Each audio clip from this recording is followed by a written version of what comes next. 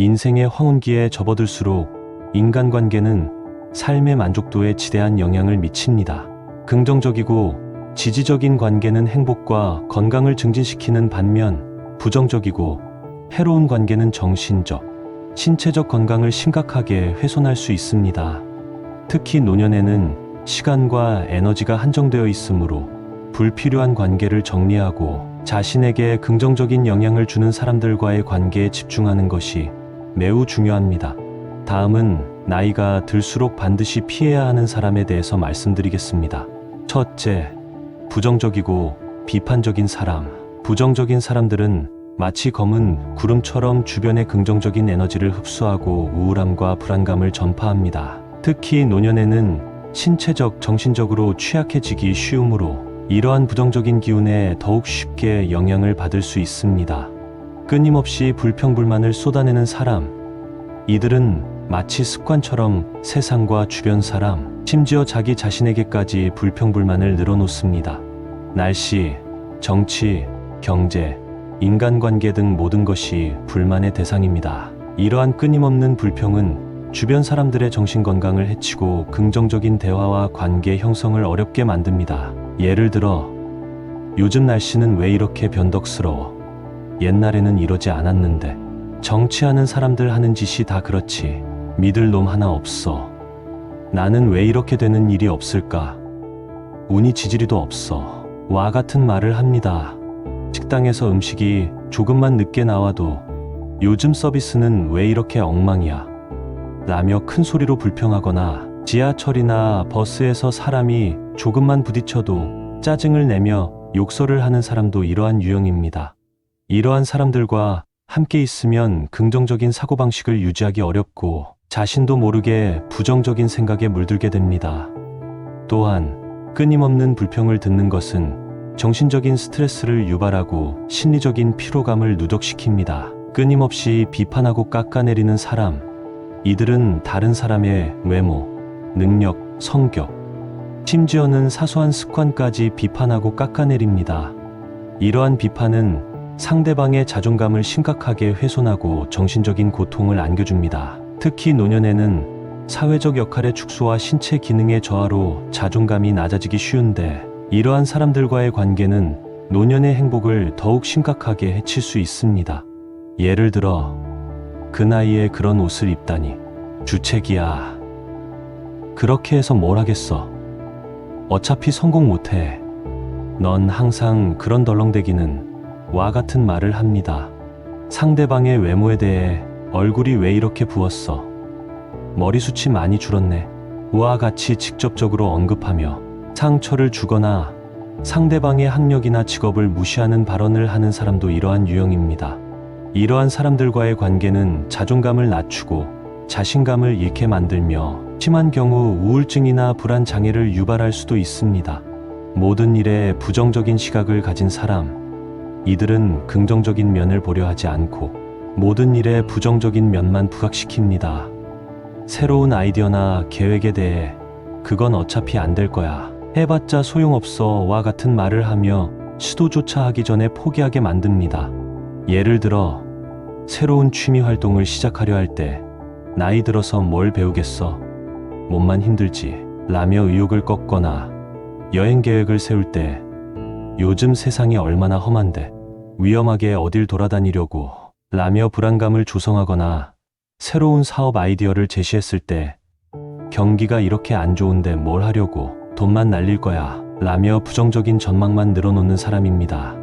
이러한 사람들과 함께 있으면 긍정적인 사고를 하기 어렵고 새로운 시도를 두려워하게 되며 삶의 활력을 잃게 됩니다. 둘째, 이기적이고 이용하려는 사람. 이기적인 사람들은 인간관계를 철저히 자신의 이익을 위한 수단으로 생각합니다.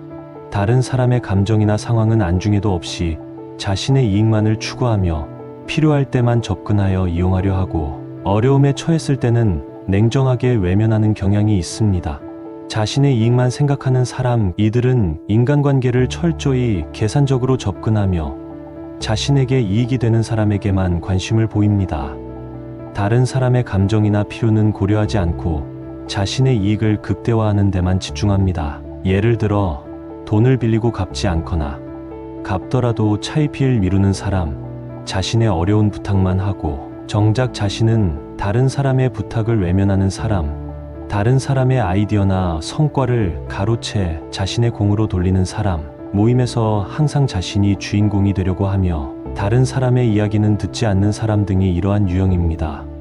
이러한 사람들에게 이용당하면 금전적인 손해는 물론이고 정신적인 상처와 배신감을 느끼게 됩니다. 또한 인간관계에 대한 불신을 갖게 될 수 있습니다. 다른 사람을 조종하려 하는 사람, 이들은 자신의 목적을 달성하기 위해 교묘한 방식으로 다른 사람을 조종하려 합니다. 죄책감을 유발하거나 협박하거나 가머니설로 속이는 등 다양한 방법을 사용하여 상대방을 자신의 뜻대로 움직이게 합니다. 예를 들어, 내가 나를 정말로 생각한다면 이 정도는 해줄 수 있지 라며 죄책감을 유발하거나, 만약 내가 내 말을 듣지 않으면 너에게 불이익이 있을 거야 라며 협박하거나, 너는 정말 특별해, 너만이 이 일을 할 수 있어 라며 가머니설로 속이는 사람, 상대방의 약점을 이용하여 원하는 것을 얻어내는 사람 등이 있습니다. 이러한 사람들과의 관계는 정신적으로 매우 피폐해질 수 있습니다. 끊임없는 조종 시도에 지치고 자존감을 잃게 되며 심지어는 자신의 판단력까지 의심하게 될 수 있습니다. 감정적으로 착취하는 사람, 이들은 다른 사람의 감정을 이용하여 자신의 이익을 취합니다. 상대방의 죄책감, 동정심, 불안감 등을 이용하여 원하는 것을 얻어냅니다. 예를 들어, 내가 아니면 나는 아무도 없어, 나를 버리지 마 라며 동정심을 유발하거나, 나는 너무 불행해, 내가 나를 도와주지 않으면 나는 어떻게 될지 몰라 라며 불안감을 조성하거나, 과거의 은혜를 끊임없이 언급하며 현재의 요구를 정당화하는 사람 등이 있습니다. 이러한 사람들과의 관계는 감정적으로 매우 소모적입니다. 끊임없이 감정을 쏟아내야 하고 심리적인 부담감을 느껴야 합니다. 또한 자신의 감정을 제대로 돌보지 못하게 되어 정서적으로 불안정해질 수 있습니다. 셋째, 거짓말을 밥 먹듯이 하는 사람. 거짓말은 인간관계의 근본적인 신뢰를 무너뜨리는 행위입니다. 특히 습관적으로 거짓말을 하는 사람과는 진솔한 관계를 맺을 수 없습니다. 습관적으로 거짓말을 하는 사람, 사소한 일에서부터 중요한 일까지 거짓말을 일삼는 사람은 신뢰를 잃게 하고 인간관계를 파괴합니다. 신뢰가 없는 관계는 지속될 수 없습니다. 예를 들어, 약속을 밥 먹듯이 어기거나 과거를 속이거나 현재 상황을 거짓으로 포장하는 사람이 이러한 유형입니다. 이러한 사람들과의 관계는 끊임없는 의심과 불신을 낳고 정신적으로 매우 피곤하게 만듭니다. 또한 상대방의 말을 곧이곧대로 믿을 수 없기 때문에 진솔한 대화와 깊은 관계 형성이 불가능합니다. 심지어는 자신이 상대방에게 속고 있다는 사실을 깨닫지 못하는 경우도 발생할 수 있습니다. 예를 들어, 돈을 빌려주고 받지 못하는 상황, 중요한 결정을 앞두고 잘못된 정보를 제공받는 상황 등이 발생할 수 있습니다. 허풍과 과장을 일삼는 사람, 자신의 능력이나 재력, 과거의 경험 등을 과장하여 포장하는 사람은 허영심에 가득 차 있으며 진솔한 관계를 맺기 어렵습니다. 처음에는 그들의 화려한 이야기에 현혹될 수 있지만 시간이 지날수록 허황된 내용과 과장된 표현에 실망하게 되고 신뢰를 잃게 됩니다. 예를 들어, 실제보다 훨씬 높은 직책이나 직업을 가지고 있다고 거짓말하거나 과거의 업적을 과장하여 이야기하는 경우, 있지도 않은 부를 과시하는 경우 등이 있습니다. 이러한 사람들과의 관계는 허망함과 실망감을 안겨주고 시간 낭비로 이어질 수 있습니다. 넷째, 무례하고 배려심 없는 사람. 무례한 행동은 상대방에게 불쾌감과 모욕감을 주고 인간관계에 심각한 갈등을 초래합니다. 특히 나이가 들수록 존중받고 싶은 마음이 커지기 때문에 무례한 사람들과의 관계는 더욱 고통스러울 수 있습니다. 다른 사람을 존중하지 않는 사람, 다른 사람의 의견을 무시하거나 함부로 대하거나 인격적으로 모욕하는 사람은 인간관계에서 갈등을 유발하고 상처를 줍니다. 예를 들어, 반말을 하거나 비웃거나 험담을 하거나 개인적인 정보를 함부로 퍼뜨리는 사람이 이러한 유형입니다. 특히 공개적인 자리에서 다른 사람을 무시하거나 망신을 주는 행동은 심각한 상처를 남길 수 있습니다. 이러한 사람들과의 관계는 자존감을 훼손하고 정신적인 스트레스를 유발하며 심한 경우 인간관계 자체를 기피하게 만들 수 있습니다. 공감 능력이 부족한 사람, 다른 사람의 감정을 이해하지 못하고 공감하지 못하는 사람은 소통의 어려움을 야기하고 외로움을 느끼게 합니다. 예를 들어 슬픔에 빠진 사람에게 위로 대신 핀잔을 주거나 어려움을 겪는 사람에게 무관심한 태도를 보이는 사람, 상대방의 감정 표현을 과장되었다고 치부하는 사람 등이 있습니다. 이러한 사람들과의 관계는 정서적인 교류를 어렵게 만들고 외로움과 고립감을 심화시킬 수 있습니다. 특히 노년에는 배우자나 친구의 죽음, 건강 악화 등으로 인해 정서적으로 힘든 시기를 겪을 수 있는데, 공감 능력이 부족한 사람과의 관계는 이러한 어려움을 더욱 가중시킬 수 있습니다. 이기적이고 제멋대로 행동하는 사람, 다른 사람을 배려하지 않고 자신의 편의만 생각하는 사람은 주변 사람들에게 불편함을 주고 갈등을 일으킵니다. 예를 들어 공공장소에서 큰 소리로 통화하거나 약속 시간을 지키지 않거나 다른 사람의 물건을 허락 없이 사용하는 사람, 모임에서 자신의 이야기만 하거나 다른 사람의 말을 끊는 사람 등이 있습니다. 이러한 사람들과의 관계는 불필요한 스트레스를 유발하고 시간과 에너지를 낭비하게 만듭니다. 특히 노년에는 신체적인 불편함이나 건강 문제로 인해 예민해질 수 있는데, 이러한 사람들과의 관계는 더욱 큰 불편함을 초래할 수 있습니다. 다섯째, 지나치게 의존적인 사람. 적절한 의존은 인간관계에서 자연스러운 부분이지만 지나친 의존은 상대방에게 큰 부담을 주고 관계를 지치게 만듭니다. 모든 것을 다른 사람에게 의지하려는 사람은 주변 사람들에게 부담을 주고 지치게 합니다. 예를 들어 사소한 결정조차 스스로 내리지 못하고 다른 사람에게 의존하거나 끊임없이 도움을 요청하는 사람, 자신의 책임을 회피하고 다른 사람에게 전가하는 사람 등이 있습니다. 이러한 사람들과의 관계는 끊임없이 무언가를 해주어야 하는 상황을 만들고 자신의 시간과 에너지를 빼앗기게 합니다. 특히 노년에는 자신의 건강 문제나 경제적인 어려움 등으로 인해 다른 사람의 도움이 필요할 수 있지만, 모든 것을 다른 사람에게 의존하려는 태도는 주변 사람들을 지치게 만들고 관계를 악화시킬 수 있습니다. 감정적으로 과도하게 의존하는 사람, 감정적으로 불안정하여 끊임없이 다른 사람에게 의지하려 하고 집착하는 모습을 보이는 사람은 주변 사람들을 힘들게 합니다. 예를 들어 과도하게 연락하거나 질투심을 보이거나 혼자 있는 것을 극도로 두려워하는 사람, 상대방의 감정에 지나치게 민감하게 반응하는 사람 등이 있습니다. 이러한 사람들과의 관계는 감정적으로 매우 소모적이고 심리적인 압박감을 느끼게 합니다. 또한 상대방의 감정 기복에 따라 자신의 감정까지 좌우되기 때문에 정서적으로 불안정해질 수 있습니다. 특히 배우자나 가까운 친구를 잃은 후 이러한 의존적인 성향을 보이는 경우가 있는데, 주변 사람들의 적절한 지지와 도움이 필요합니다.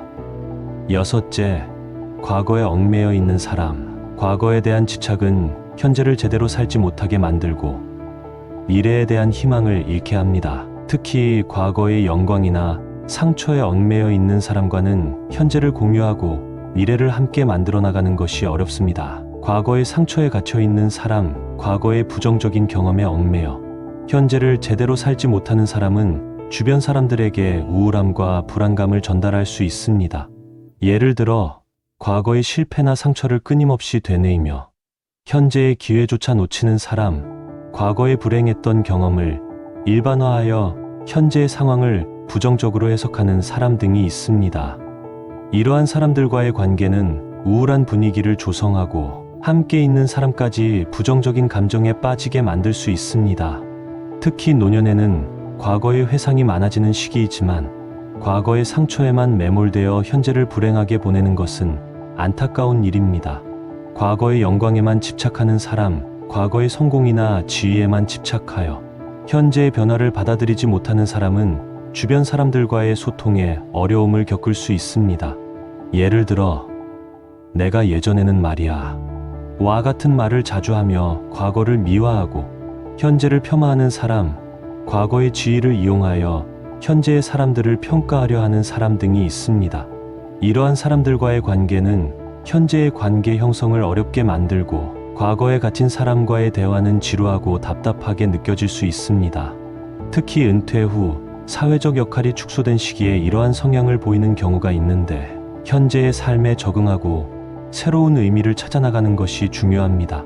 일곱째, 발전하려는 의지가 없는 사람. 끊임없이 배우고 성장하려는 의지는 삶의 활력소가 됩니다. 반대로 현 상태에 안주하려는 태도는 삶을 정체시키고 주변 사람들에게까지 영향을 미칠 수 있습니다. 새로운 것을 배우거나 시도하려는 노력 없이 현재 상태에 안주하려는 사람은 삶의 활력을 잃게 하고 주변 사람들에게도 영향을 미칠 수 있습니다.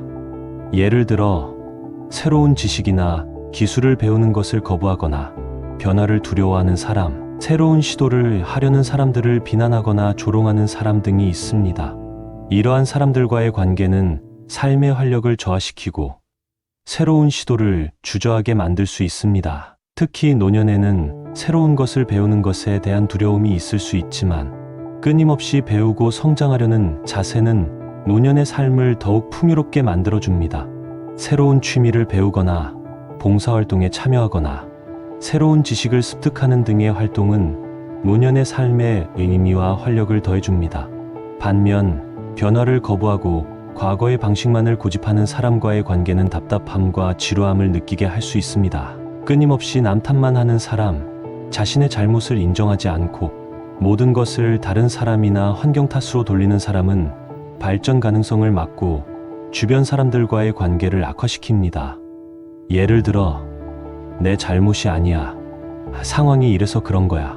와 같은 말을 하며 책임을 회피하는 사람, 자신의 불행을 사회나 다른 사람의 탓으로 돌리는 사람 등이 있습니다. 이러한 사람들과의 관계는 끊임없는 변명과 합리화를 들어야 하는 상황을 만들고 신뢰를 잃게 합니다. 또한 자신의 잘못을 인정하지 않기 때문에 발전 가능성이 없고 같은 실수를 반복하는 경향이 있습니다.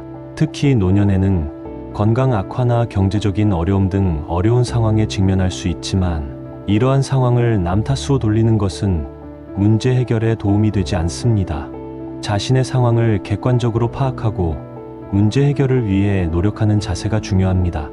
여덟째, 건강하지 못한 생활 습관을 가진 사람. 건강은 노년의 삶의 질을 결정하는 중요한 요소입니다. 건강하지 못한 생활 습관을 가진 사람과의 관계는 건강에 부정적인 영향을 미칠 수 있습니다. 과도한 음주나 흡연은 건강을 해칠 뿐만 아니라 주변 사람들에게도 간접적인 피해를 줄 수 있습니다. 예를 들어 술에 취해 행패를 부리거나 담배 연기로 주변 사람들을 불쾌하게 하는 사람, 건강 문제에도 불구하고 음주나 흡연을 지속하는 사람 등이 있습니다.